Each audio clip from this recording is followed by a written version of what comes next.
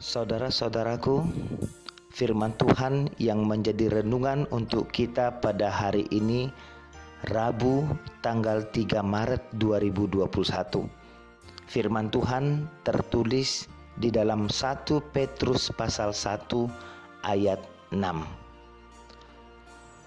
Bergembiralah akan hal itu, sekalipun sekarang ini kamu seketika harus berduka cita oleh berbagai-bagai pencobaan.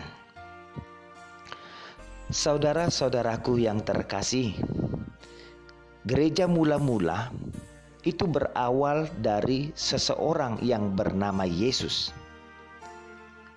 Yesus mengklaim diri sebagai anak Allah. Dan dalam perjalanan hidupnya, Yesus mati dan bangkit dari kuburnya. Lalu berita tentang Yesus pun menyebar ke wilayah kekuasaan Romawi pada abad yang pertama. Diiringi dengan pertumbuhan pengikut Yesus yang begitu cepatnya, hingga menjadi ancaman bagi kekaisaran Romawi. Kemudian terjadilah penganiayaan yang sangat mengerikan dan sangat menakutkan bagi para pengikut Kristus. Yang pertama di bawah Kaisar Nero dan dilanjutkan oleh Kaisar Domitianus. Ada tradisi yang mengatakan, mungkin tradisi ini benar, Rasul Petrus terbunuh dalam posisi tubuhnya terbalik di Roma, di tempat yang sama dengan Paulus terbunuh, sama-sama di bawah Kaisar Nero. Begitu juga orang Kristen lainnya, mereka juga menerima perlakuan yang tidak manusiawi, terkhusus di arenanya orang Romawi. Di sana orang Kristen banyak yang dibakar, banyak yang dibunuh oleh binatang buas, banyak yang disiksa dengan cara-cara yang tak terucapkan oleh kita. Lalu kemudian Kaisar Domitianus, dia sungguh tidak mampu memahami bagaimana orang Kristen mau rela mati bersama sebagai satu keluarga, meski mereka bukanlah satu darah. Sebagian dari orang-orang Kristen itu mereka menyambut kematiannya tanpa rasa takut. Bahkan senyuman terlihat di wajah mereka. Saudara-saudara yang terkasih, surat 1 Petrus mirip dengan Wahyu. Ditulis kepada jemaat yang sedang mengalami siksaan dan dalam keadaan yang sekarat. Surat 1 Petrus ini menyampaikan kepada kita, saudara-saudaraku seiman, ada harapan bagi kita. Saudara-saudaraku seiman, ada kepastian bagi kita. Tuhan kita Yesus Kristus bertahta di surga. Tuhan kita Yesus Kristus berkuasa. Karena itu, bertahanlah di dalam imanmu. Dunia tempat kita ini adalah dunia yang sudah jatuh ke dalam dosa. Ini bukanlah dunia yang Tuhan dambakan. Engkau mungkin mati di arena itu. Engkau mungkin mati oleh binatang buas itu. Engkau mungkin mati karena sakit penyakit itu. Tetapi Aku selalu besertamu sampai akhir zaman. Karenanya bertahanlah di dalam kekuatan yang dianugerahkan kepadamu. Inilah saudara-saudaraku pesan dari surat 1 Petrus ini. Sekarang bergembira dan berduka cita.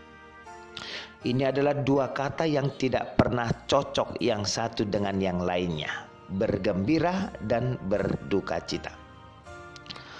Tapi bagaimana bisa seorang Kristen berbahagia ketika dia berduka cita? Bagaimana bisa seorang Kristen bersuka cita ketika diterpa oleh penderitaan? inilah yang hendak saya bagikan kepada saudara-saudara pada hari ini. Renungan hari ini atas dasar 1 Petrus pasal 1 ayat 6 ini. Mari kita mulai dari awalnya. Di ayat 3 dikatakan ada pengharapan yang hidup di dalam Yesus. Yesus yang sudah bangkit dari antara orang mati. Sekarang pertanyaannya, apa pengharapan kita di dalam Yesus itu?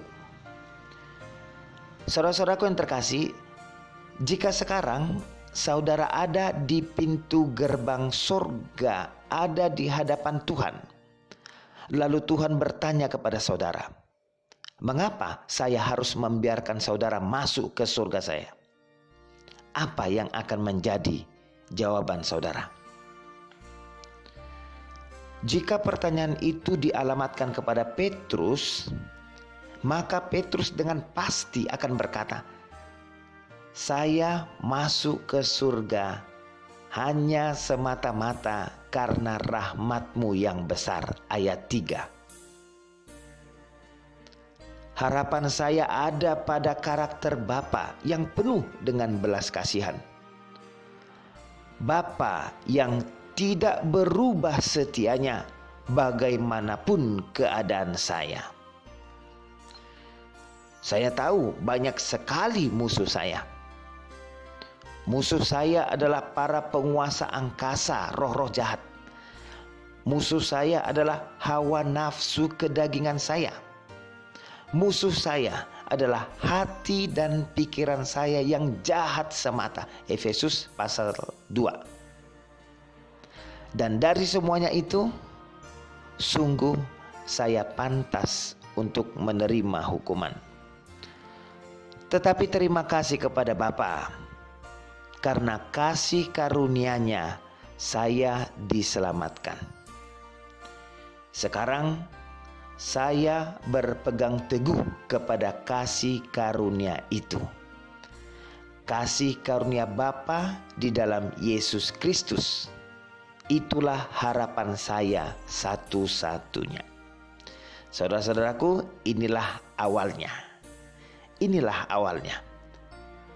Kita bisa berbahagia di dalam duka cita. Semua bermula dari kasih karunia Bapa yang menjadi harapan bagi kita orang percaya. Selanjutnya, siapa yang bisa berbahagia ketika di tengah penderitaan?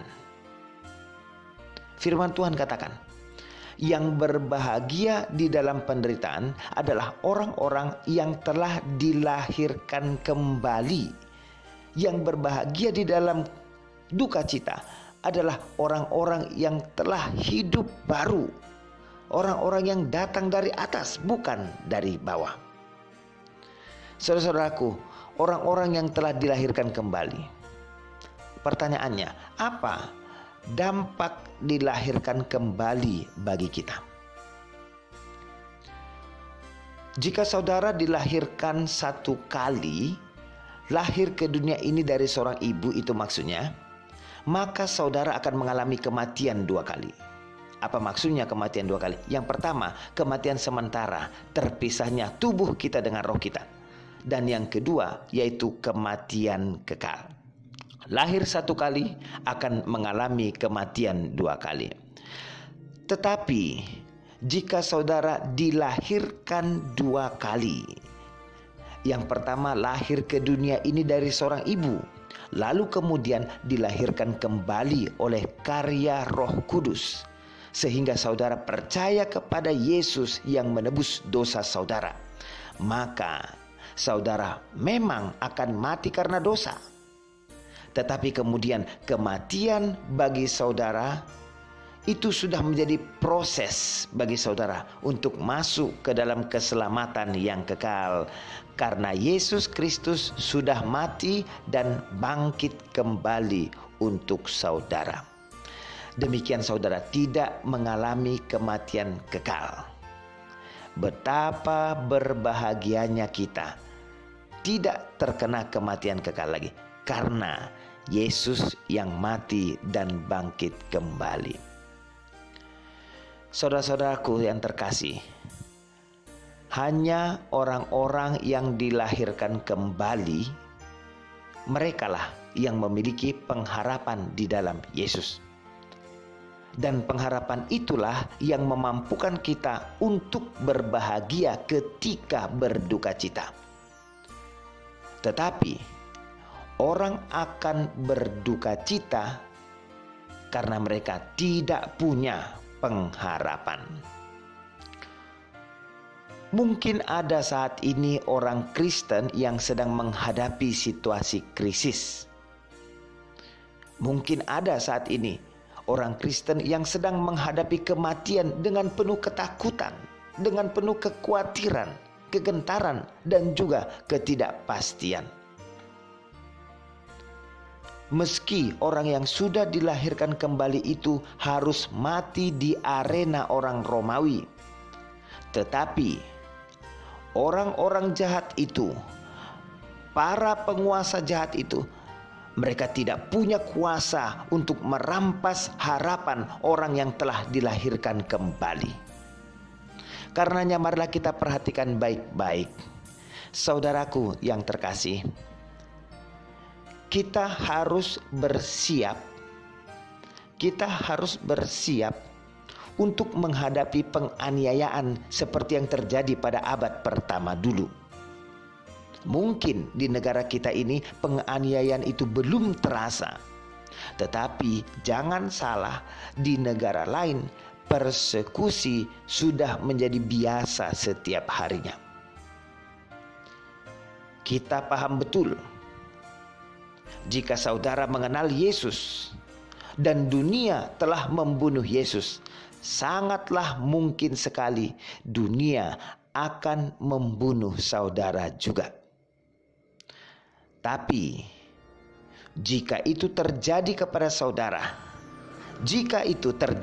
saudara, janganlah dianggap itu karena kasih Tuhan berkurang kepada saudara. Apapun yang saudara alami, entah itu penyakit yang parah, entah itu rumah tangga yang rusak atau pecah, entah itu penganiayaan, ancaman dari orang yang jahat, tolong jangan dipahami itu semua tanda bahwa Tuhan sudah tidak lagi mengasihi saudara. Bukan seperti itu.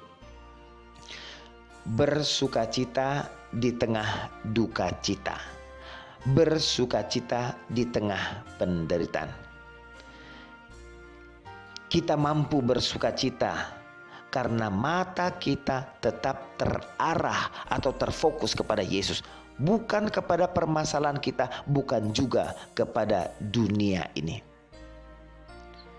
Saudara tidak butuh emas, saudara tidak butuh uang. Yang saudara butuhkan hanyalah Yesus saja. Saudara mengira dengan punya uang, dengan punya pensiun yang banyak, saudara bisa bahagia?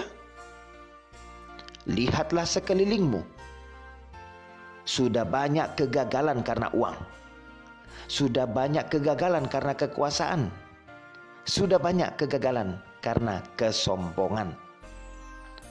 Dan lihat juga sekelilingmu, bagaimana hidup seorang beriman yang tidak punya apa-apa tapi punya sukacita di dalam hidupnya.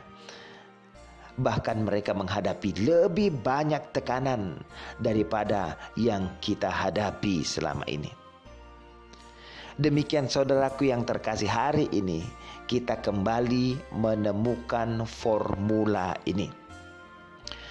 Penderitaan, ya, penderitaan. Jika ditahan tanpa ada iman atau tanpa ada pengharapan, maka manusia bisa putus asa, bahkan bisa mati sia-sia. Tapi penderitaan, jika ditahan dengan iman atau harapan, maka manusia bisa bersukacita, bahkan menjadi semakin serupa dengan Kristus. Karena itu Saudara-saudaraku yang terkasih, saya berdoa semoga dalam setiap siksaan, dalam setiap penganiayaan yang saudara alami, kasih karunia Tuhan kita semakin besar dicurahkan kepada saudara. Dengan kekuatan yang Tuhan berikan, saudara akan mampu untuk bertahan. Di mana ada penderitaan, di sana ada kasih karunia Tuhan yang berlimpah dicurahkan kepada kita. Amin. Tuhan Yesus memberkati kita.